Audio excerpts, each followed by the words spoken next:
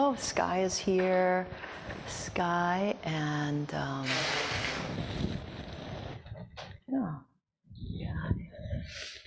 Mark, good morning. Okay, here comes everybody.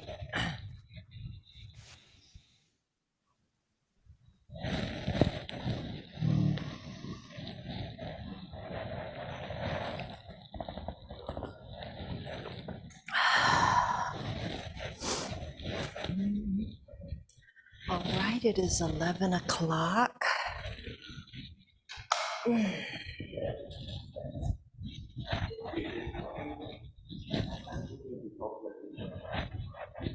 Good morning, everyone. So nice to see you all on this snowy Sunday morning Zen. I'm gonna just turn this one off here so I can see you all.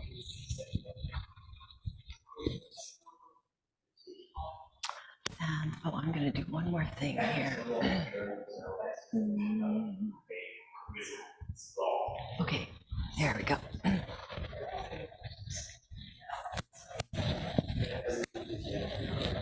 Okay, Ken, do you think you could call those folks in there? We could get started. They are in the kinship little kitchenette getting tea and all of those good things.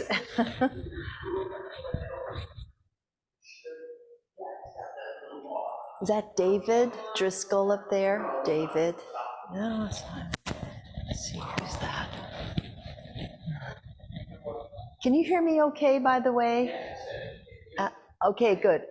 Asaf, welcome. Asaf.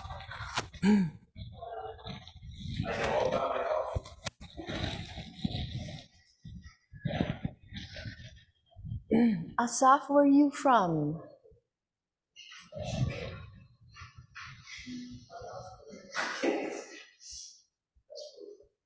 I don't think we can hear you.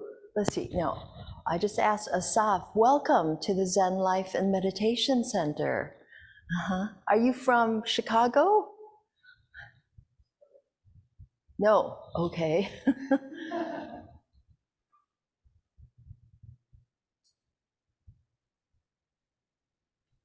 Hi. Hi. I'm from Israel. You're from Israel. Are you in Israel right now? Right now, yes. Oh my goodness. Wow, Yeah, well, welcome. thanks. Welcome. All right. I know there are more people online, and I've just, I've hidden people who are not showing themselves, and I am just, putting online people who are showing. So welcome to Sunday Morning Zen. I'm going to be speaking. Ricky's all alone on this side. Okay. Today I'm speaking on engaged Buddhism. I'm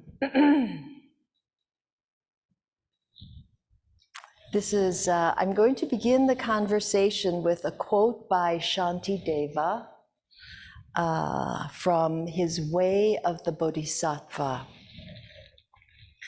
May I become at all times, both now and forever, a protector of those without protection, a guide for those who have lost their way, a ship for those with oceans to cross, a bridge for those with rivers to cross, a sanctuary for those in danger, a lamp for those without light, a place of refuge for those who lack shelter, and a servant to all in need. For as long as space endures, and for as long as living beings remain, until then, may I too abide to dispel the misery of the world. The way of the Bodhisattva, that's what we are all We are all bodhisattvas here. Oh, hi, good morning, Kelly and May. And I also found this beautiful quote by Martin Luther King Jr. In August, I was in Montague, Massachusetts. I was visiting Eve Marco, the wife of Bernie Glassman, who we know, who started with his wife, his second wife, Jishu Holmes, the Zen Peacemaker Order. And Eve and Bernie and Jishu were the ones who created the Bearing Witness retreat to Auschwitz, which is now in its 25th, 26th year, something like that. It's been going on annually. So they were engaged Buddhists, really bearing witness to what is happening in the world. And when I was with Eve, she took me to the Peace Pagoda in Montague, a place where they have nuns and brothers, I think they're called. They are the ones who beat the drum and chant Namo Ho Renge Kyo. And they go to all of these wherever there's conflict, and they repeat that. They march for peace, and they're just chanting Namo Ho Renge Kyo, which I have forgotten the meaning of, but I think we can look that up. But they chant this over and over as a mantra for peace. So while I was there, we were looking around. There was a beautiful new pagoda that they built, where they actually do services in there, and they have the Bodhi tree, who's like from the actual Bodhi tree in India. And they had this beautiful photograph of Martin Luther King and a photograph of Gandhi in that same picture of Martin Luther King. And this was the quote they had under there by Martin Luther King Jr. The ultimate weakness of violence is that it is a descending spiral, begetting the very thing it seeks to destroy. Instead of diminishing evil, it multiplies it. Through violence, you murder the hater, but you do not murder the hate. In fact, violence merely increases hate. Returning violence for violence multiplies violence, adding deeper darkness to a night already devoid of stars. Darkness cannot drive out darkness. Only light can do that. Hate cannot drive out hate. Only love can do that. A beautiful quote. And we see the violence now happening in Gaza, in Israel, but especially Gaza. The horrific numbers of deaths. I saw the figure 14,000, and I'm sure that was a conservative figure. And of that figure, 70% are women and children. That just in 7 weeks, this is more than what the number have been killed in Ukraine in 2 years.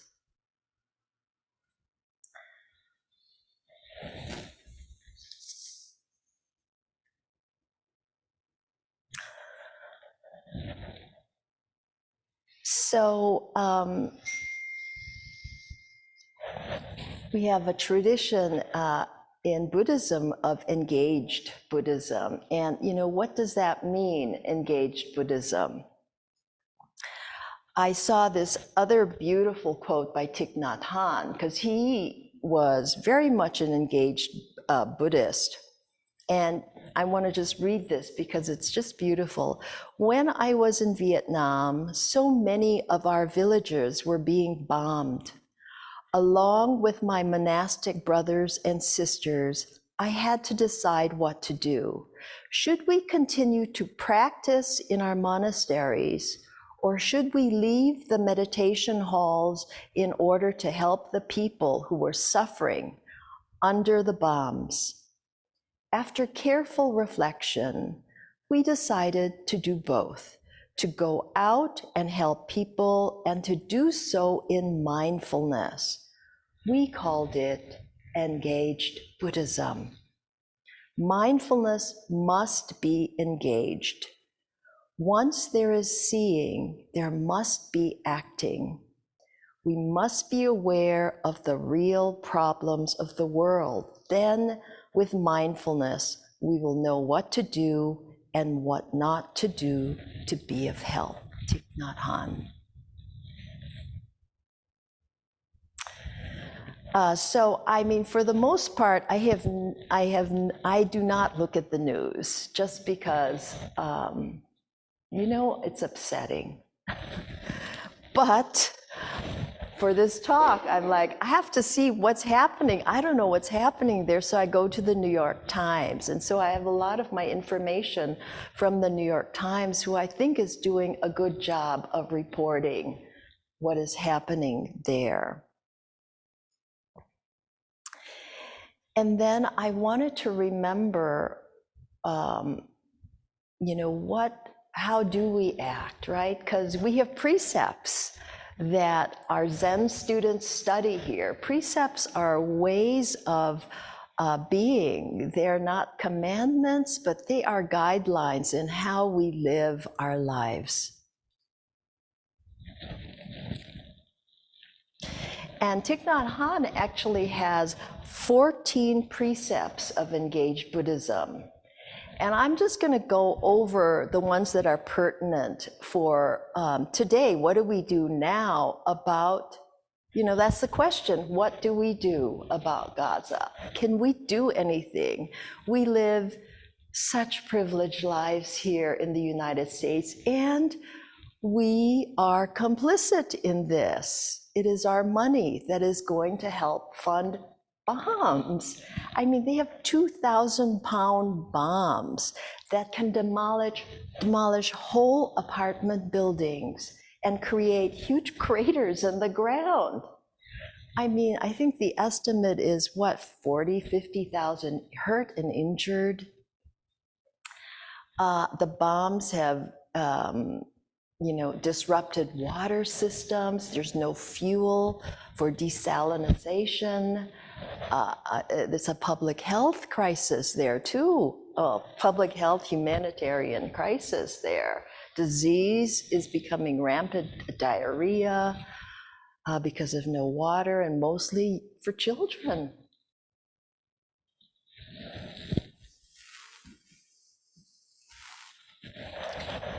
So Thich Nhat Hanh's, the one, number 2 says, do not think the knowledge you presently possess is changeless, absolute truth. Avoid being narrow-minded and bound to present views. Learn and practice non-attachment from views in order to be open to receive others' viewpoints. Truth is found in life and not merely in conceptual knowledge. Be ready to learn throughout your entire life and to observe reality in yourself and the world at all times. Right? We try to see reality as it is, we practitioners.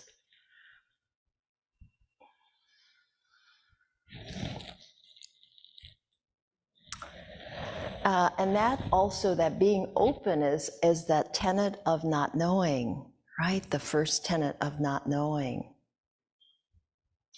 The second, number 4, it's do not avoid contact with suffering or close your eyes before suffering. Oh gosh, well, I've been breaking that one. Do not lose awareness of the existence of suffering in the life of the world.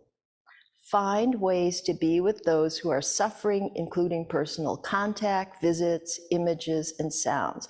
By such means, awaken yourself and others to the reality of suffering in the world. So this is bearing witness, trying not to turn away.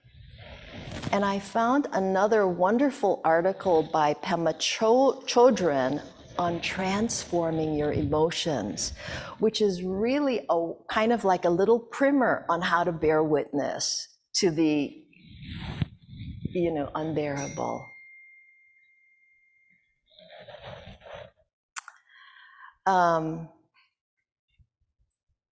Which is, as we're talking about this, things are happening in our bodies. So this is how we bear witness to notice to how we start to transform our emotions from horror and like, I can't deal with this, to like, I can open to this a little bit. I can bear witness, I can stay. So the first thing she says is drop into your body. Drop into your body. Notice what's tightening up here, right? Is it the stomach? Is it your heart beating? Is it your whole body tensing up? Just notice that and breathe with it, right? Bringing your attention there. Just notice how your body is feeling. That is actually being kind to yourself. You're paying attention. And then the second is like noticing, okay, what is my mind doing? What are the stories it's telling, right? Just notice without judgment. You're opening to that. And then dropping back, letting go, dropping back into the body. Can you have an attitude of openness and non-judgment about your even having the thoughts? Just accepting and then letting go. And then the third, she says, is just being kind to yourself, which is bearing witness to what is going on, that you're doing yourself a kindness. And that's how the emotions start to transform. So that, because the immediate would be fight, flight, or freeze, right? When an unpleasant emotion enters your consciousness or your body. And she says it takes courage to feel what we feel. And so her practice that is, it's like Tonglen. So you're breathing in, on the in-breath, you're opening to the feelings that you have as if you're embracing them. And then on the out-breath, you're giving these feelings unlimited space, as if sending them into the vast blue sky. Excuse me. Yes. I have to say something. You said what happens in Gaza, but you didn't say what happens in Israel, and you don't write newspapers. So yeah, I would like to balance. I would like to tell you what happens in Israel. Okay, please do.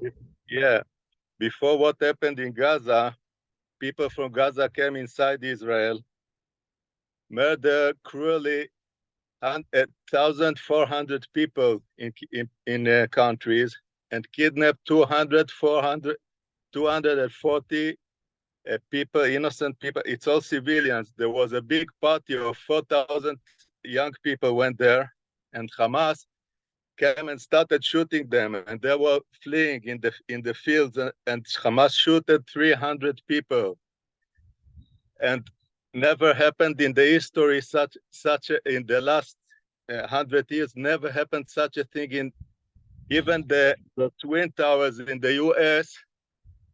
It's not a small part of such a great of such cruelty, and they cut people head, and they kidnap children, little children, and they bombed our cities. I live in Ramat Gan near Tel Aviv. They bombed our cities also.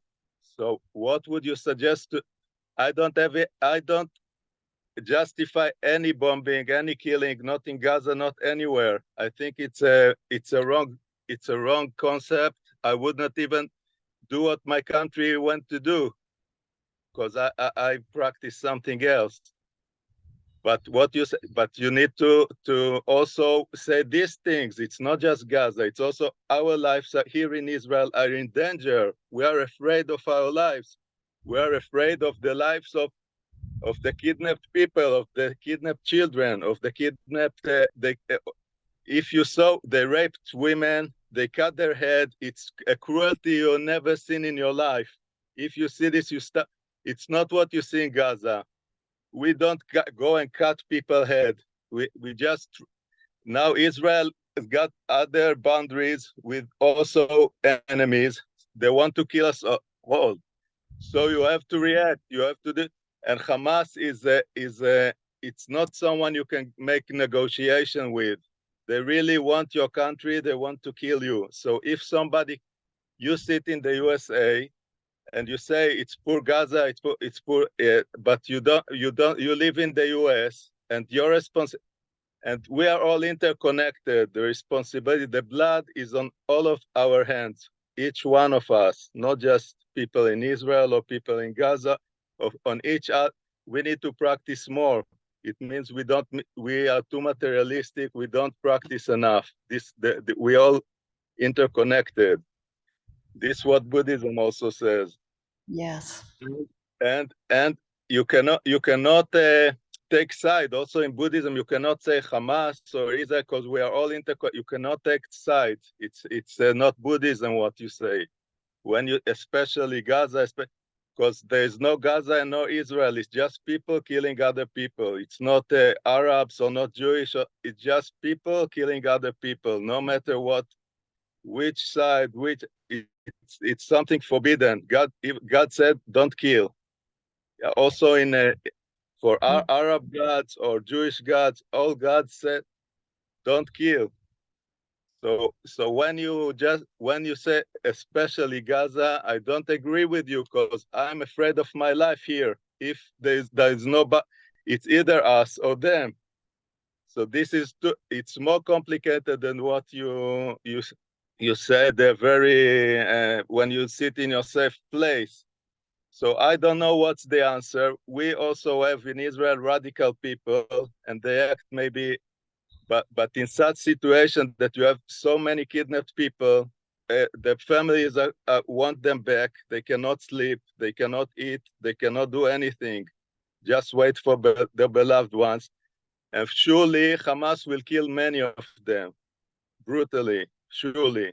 So this, if you don't read newspaper, I just want to balance. Now in Gaza, it's also something unbelievable. It's when I see it, also my heart breaks. I cry for these people. I would not like my government to do what it's doing.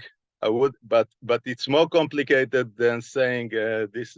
It's more complicated. If somebody kidnapped your three of your family now, and your house was bombed, and your family was in danger of being killed every day, and if it's a woman, your children can be raped every day. So what would you do? So you need to react there. So this is a very complicated situation. I had to say it. I had to make, because I felt you taking a side. I don't think it's something that a Buddhist even should do. Even I, living in Israel, I don't take side. I just condemn everything that happens. Both sides are wrong. We are wrong. They are wrong. it's killing, it's not a good thing. But you cannot take a side and say Hamas is poor, Gaza is poor, Israel is. We are not okay here. Everyone in Israel is traumatized. We don't sleep at night well. People are afraid of their lives because every day something can happen and our life are really in danger. And people and little children in Israel have to, are also all are already something is fucked up with them with the head, little children, because they also grew to such. And before this war, from Gaza, many missiles flew to Israel every day, every week, or so, many. So people live there, and Israel don't react. Just we make some weapon that takes the bombs or whatever. But the children there are used to bombs every day, every day, every day, and they grew up very, very poorly, and something is already wrong because so it's not just Gaza. You don't see the whole picture. You need to learn more history, to read about the Arab Jewish, and to read what is Hamas, and to read the extremist religious people living in Gaza. So this a reaction. This is the U.S. for the just for the Twin Towers. It ruined other countries. Here, what happened in the U.S. in the Twin, it's just maybe one out of 50 of what happened here. Never you seen a such thing in the history. So you need to take this also into consideration. Thank you very much. Thank you very much, Asaf. Appreciate your feedback. Thank you. Roshi?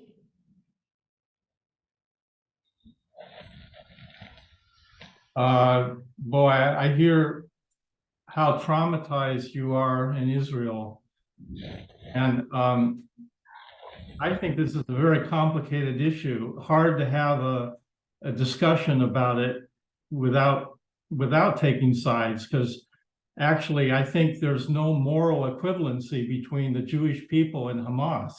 And so we can say no one wants war and no one wants to see killing, but Hamas is not. You could imagine Israel is a small country. So if you imagine this happening to us in the US, it would be equivalent to terrorists in like maybe drug lords in Mexico coming across the border into Texas, murdering 50,000 people and taking like 500 hostages, 2,000 hostages. That would be the equivalent in terms of scale. So there's no way we can pass judgment on Israelis' reaction to what Hamas did. It was despicable. It was a horrible thing. We have to support Israel. At the same time, it's very complicated. And so Hamas is an ideology. So for every person that dies in Gaza, that's creating another person that's potentially joins Hamas. So yeah, there's no easy answer here. No one wants to see war, and but Hamas they exist to kill Jews. That's why they are not a governing body in Gaza. They are terrorists, and their only mission for existing is to kill Israelis and to wipe out the Israeli state. So how would you? I don't think any of us can pass judgment on Israelis reacting the way they are. They're completely traumatized. They're a small country surrounded by people that hate them. And how would you, so I also react when I hear people just talking about Gaza, because there's pain and suffering on both sides, but you need to differentiate the Gazan people from the Hamas. They are not equivalent. And even though we could say there should be no killing in terms of the precepts, we also can differentiate in terms of the precepts between a bodhisattva and a mass murderer. and from the point of differences, there is a difference, and it's also important to appreciate that in terms of having moral clarity. So I don't think there's any easy answers here, but I think people should try to be balanced when they talk about this and realize that this problem has been going on for a long time. There's all kinds of contexts that we probably don't even know about. And in fact, there was a peace process underway when Hamas attacked Israel. So one of the reasons they say that Hamas had made the attack in the first place was to stop the peace process that was going on between Israel and Saudi Arabia. And Hamas didn't want that peace process to take place. So, yeah, I actually do have strong feelings about this, and I'm trying to be measured in what I say. But everyone, it's a free country, everyone can have their point of view, but we have the luxury of having these, opinions where about people in Israel. They don't have any luxury to have opinions. They're under attack.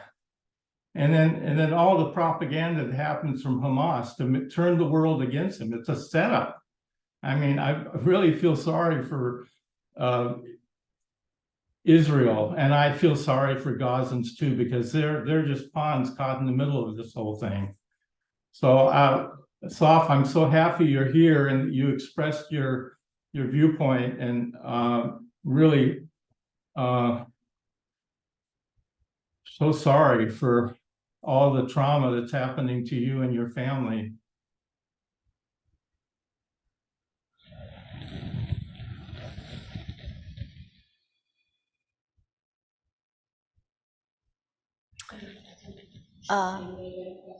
Shuping, do you have a question? I cannot read the chat, so I'm over here, so.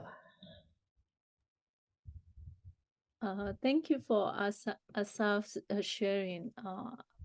I just wonder, Sensei June, will you be able to guide us a little bit, bearing witness, or just like what we did with our circle a few weeks ago, just to sit a little bit for this situation, because it seems it's so much going on. I think for all of us who are here. Thank you. So yes, so let's pause and let's breathe for a little while, just maybe about a few minutes.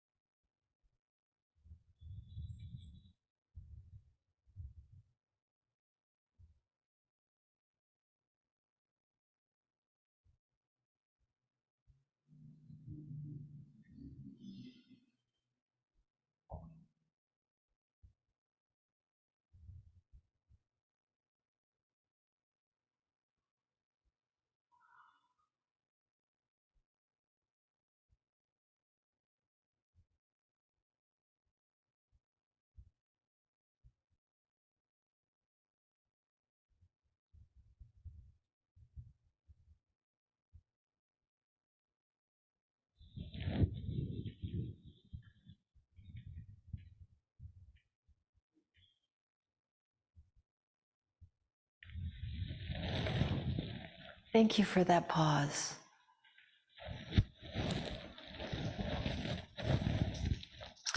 So I guess I am on a side. I am on a side of the people who are injured and of the people who are killed. I am on their side.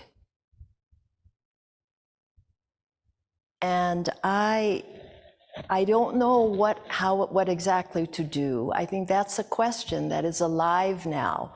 What do we do? What do we do? Ken, better get the, oh yeah. There, here, let me move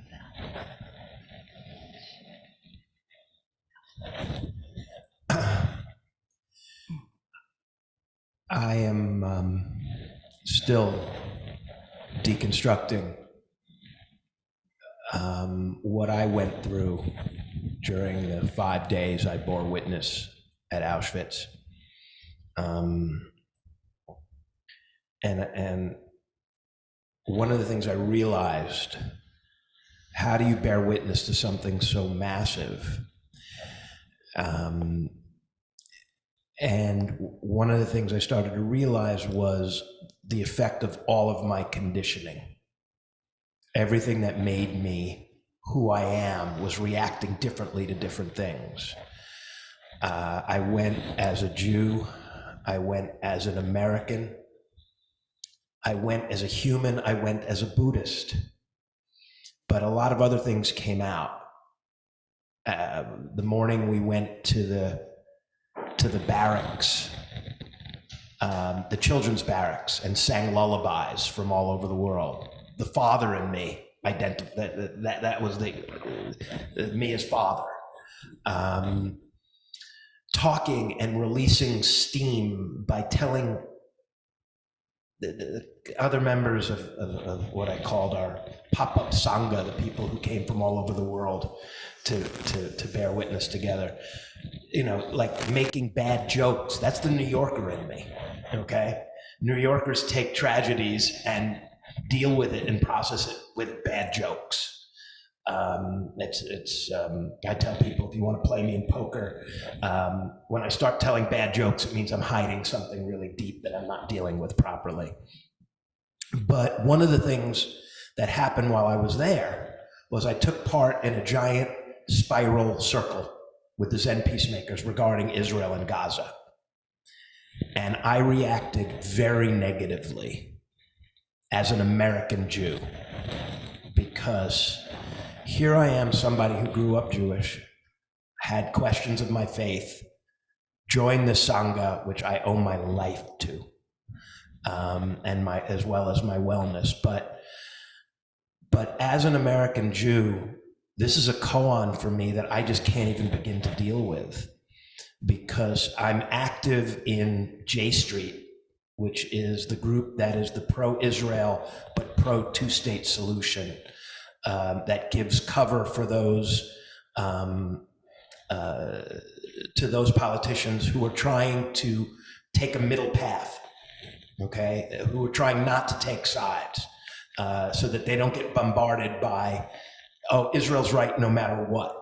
And I was on a call with Nancy Pelosi right before I went to Auschwitz, and she said something very poignant. She says, I 100% unequivocally respect Israel's right to exist. However, I am not a friend of the Israeli government. So she was able to make that distinction. Asaf said the same thing, which was very powerful. When my congressman went to meet with Netanyahu as part of a group a few years ago, somebody asked him, what's the greatest existential threat to Israel's security? And his response was the American left.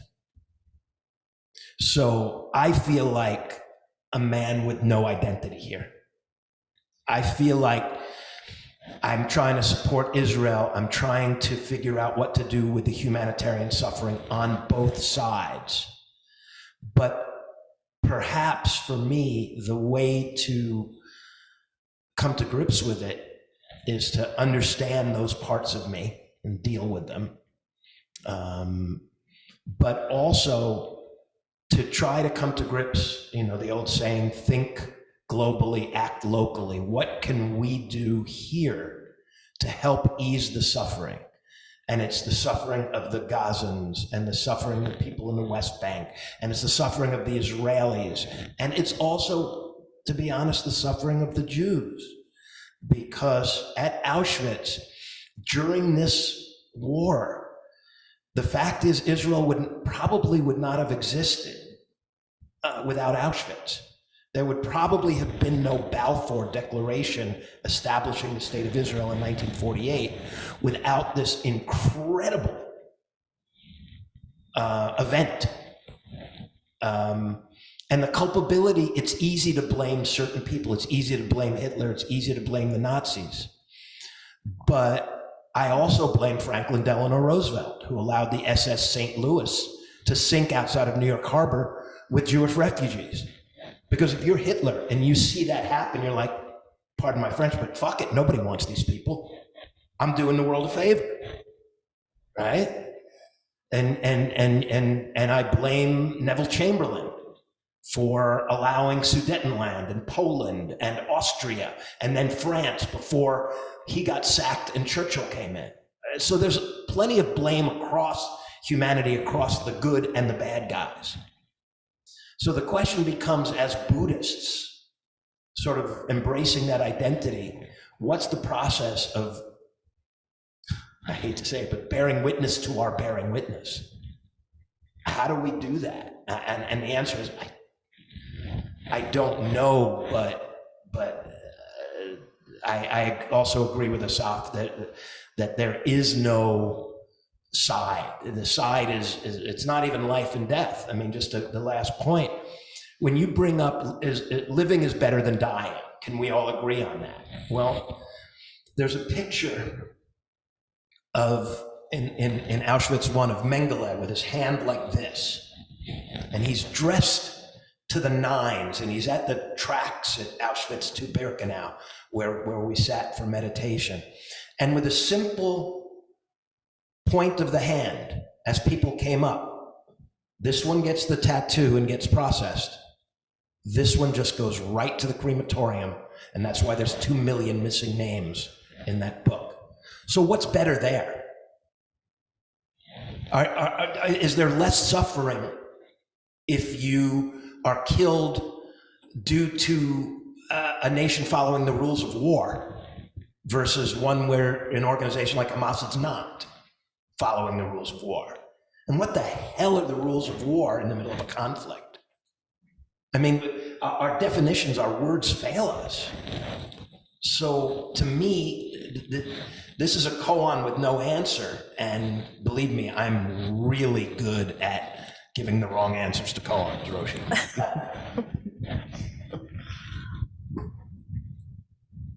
Yes.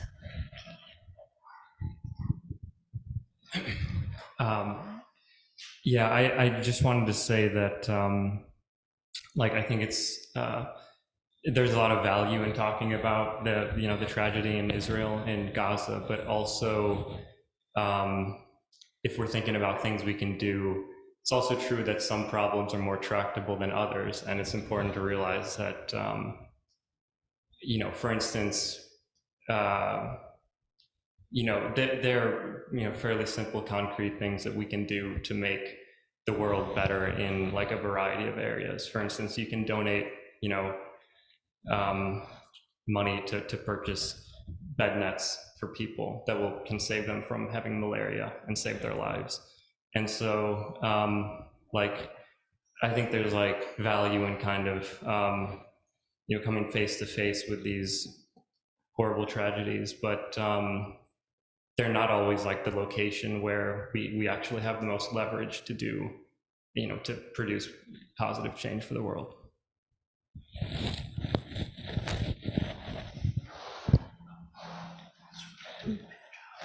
That's okay. Oh, Robin. Oh, you're muted. You're muted, Robin. Okay. Thank you. June, before we're ended this morning, would you read Dr. Martin Luther King Jr.'s saying again and leave us with that, please? Yes, yes, I will. Yes.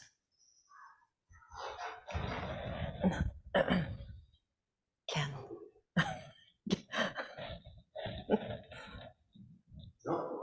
Okay.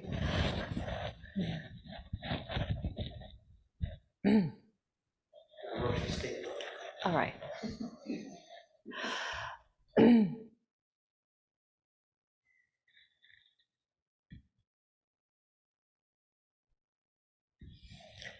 Larry Yang has a wonderful metta prayer also. He calls it for unenlightened practitioners in unenlightened times. This is his metta prayer. May I be loving, open, and aware in this moment. If I cannot be loving, open, and aware in this moment, may I be kind. If I cannot be kind, may I be non-judgmental. If I cannot be non-judgmental, may I not cause harm. If I cannot not cause harm, may I cause the least harm possible.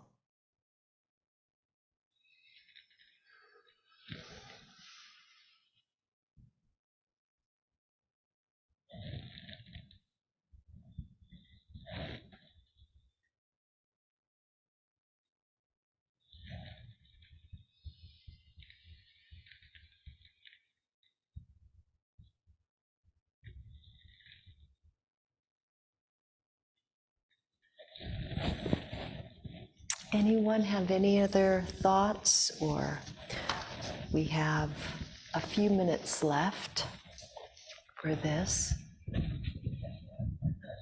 Yeah, I think sometimes you have to take sides. Sometimes you have to take sides if you're defending a democracy. You have to take sides against people that are going to destroy a democracy. You actually, so I'm a Buddhist too, and I don't want to take sides, and I don't want to cause any more harm in the world. But it's not just about peace; it's also about justice and all the. It's complicated, but I get tired of Buddhists saying don't take sides. I actually think we're in a time when we need to take sides. Here in America too. I mean, we have a lot of people here that are pretty close to fascists that don't want us to be a democracy. So maybe the best way to be is to try to be democratic and allow everyone to have free speech. Everyone, for bearing witness, we allow everyone to have their point of view. A lot of us are going to have different point of views on this issue. It's really emotional for everyone. So I think bearing witness is allowing everyone to have their point of view. And that's part of what a democracy is that we allow people to disagree with us and be okay with it. So I'm grateful we've had this discussion this morning. And I think it's fraught. I think it's really hard to have this conversation. And I think the last thing I would just say, I just want everyone to feel like they can have their own particular point of view, and it's okay. We don't all have to agree on this. Right. Thank you for that. Definitely, we want to create a space that is safe for all points of view here. I keep going in the wrong direction, I'm sorry. Okay. To Roshi Roberts' point, one of the thoughts that came up to me as I was learning a lot about the Auschwitz Memorial and what actually happened, but does anybody know which country had the most Jews killed at Auschwitz? It was very surprising to me. The answer at over 400,000 is Hungary. Okay? And all of the murders of Jews in Hungary occurred after an election in 1944. There was a democratic election and a political party that was more tolerant of the Nazis took power and simply shipped 400,000 Jews to the point that during 1944, there were 20,000 murders a day in these amazingly efficient changing room gas chamber crematoriums right at the end of the train tracks. Okay, just, you know, no tattoos there, no choice there, just murder them all. And Netanyahu is a democratically elected official. Now, the fact is, he keeps moving further and further and further to the right towards fascism in order to keep his, to keep not only in power, but his freedom, because the number of indictments that are, I believe that there were Olympic medals giving out for a leader of the world who has been indicted. He would be second to the former president of the United States, who is actively running again. Okay, so this idea of separating democracy from all of these events and saying, well, let's just focus on this, I think is incorrect. And Roshi, Robert, you are 100% correct. What we can do is focus, about restoring proper democracy. And I was able to bear witness in Prague and in Vienna prior to going. And when I went, I thought I knew about American democracy, that we would save the world. But in fact, I think it's the democracies that have gone back and forth, that have had to fight over and over to regain their democracy and their freedom, are the ones whose democracy will save us. At least I'm hopeful for that, because right now, I don't think our democracy can save anything. Our democracy needs saving itself. So to me, if we're looking at, to your point, humanitarian aid, preventing malaria, preventing dysentery, getting water, not, just not giving in and act, we don't have to solve the koan of the Middle East in order to ease suffering. And I think that point for me is one I'm trying to come to grips with. So thank you all. And I'm sorry for talking so much.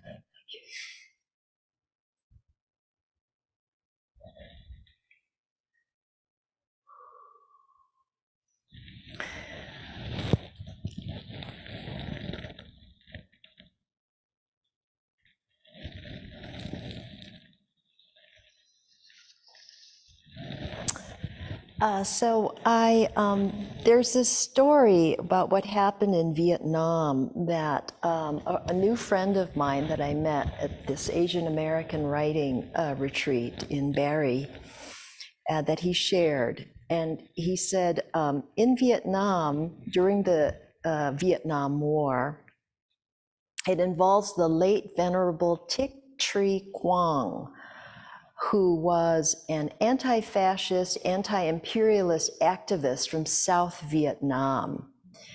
And he's known as leading the resistance against the Republic of Vietnam regime during the Vietnam War.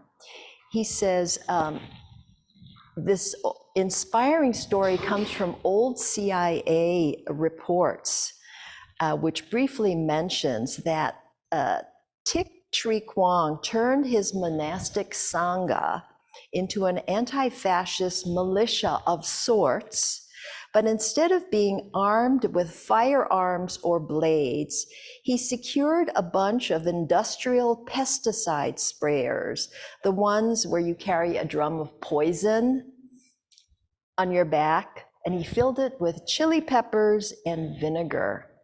And he would ambush RVN and American forces and pepper spray everyone in the face and then run away. And according to CIA documents, these attacks were some of the most demoralizing to American soldiers because they couldn't regard the monastics as subhuman, the way that they had been instructed to view the National Liberation Front. These were pacifists fighting back fairly effectively, but staying committed to their ideals of nonviolence. And it caused many American soldiers to seriously reconsider whether what they were doing was right. I think that's quite an inspiring story of what they did, one thing that they did. Any final thoughts in our last, we've got 4 minutes, and I do want to read that quote by Martin Luther King again before we end. I just want to thank Asaf for joining us from Israel and wish you safe, send our blessings and prayers to you and your family and your community. Yes, thank you, Roshi. Thank you, Asaf, very much for coming. And we wish you safety and peace in this conflict right now. So let me read this final quote by Martin Luther King again. So beautiful. The ultimate weakness of violence is that it is a descending spiral, begetting the very thing it seeks to destroy. Instead of diminishing evil, it multiplies it. Through violence, you murder the hater, but you do not murder the hate. In fact, violence merely increases hate. Returning violence for violence multiplies violence, adding deeper darkness to a night already devoid of stars. Darkness cannot drive out darkness, only light can do that. Hate cannot drive out hate, only love can do that.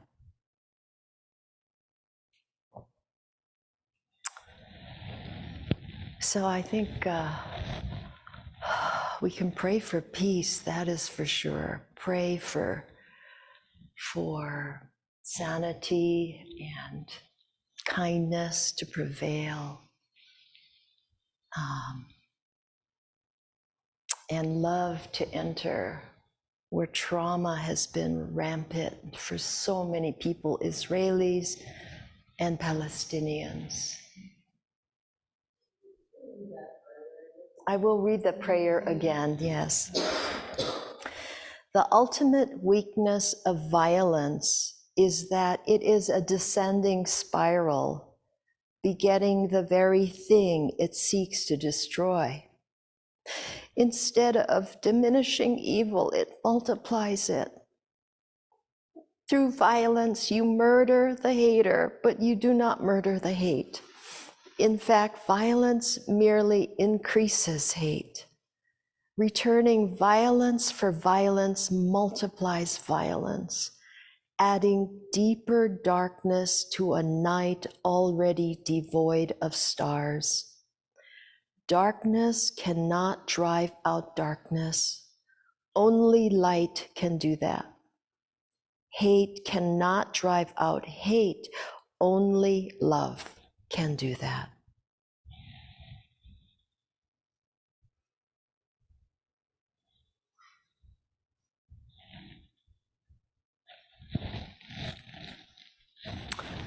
Thank you, everyone. Thank you so much, Asaf, for coming. Thank you. We pray for peace and love for all of you, and safety, surrounded by light.